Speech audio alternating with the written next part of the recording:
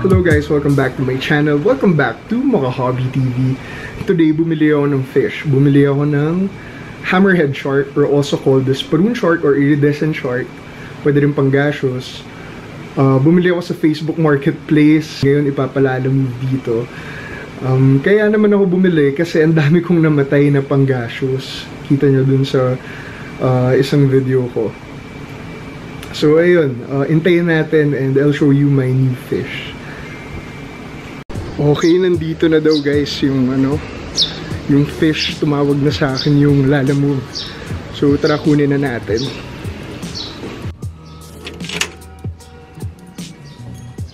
Hello. Ayan. 300. Yan guys, nakuha ko na. Medyo malaki siya pero hindi pa rin kasing laki ng mga alaga namin na namatay. Tara, i-acclimate natin sa pond. So, first step is i-acclimate muna natin,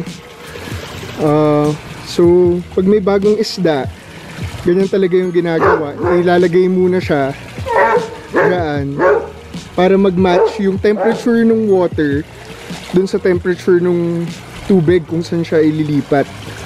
So, hayaan lang muna natin yan dyan ng mga 15 to 20 minutes para hindi siya ma-shock pagka i-release na natin.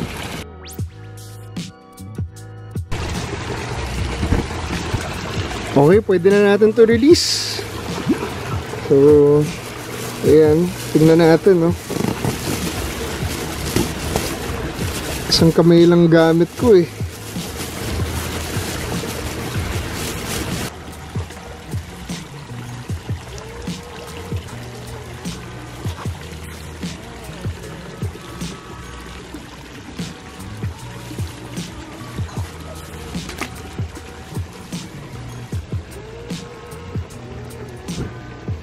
Ayun guys, so nalagay ko na siya sa pond.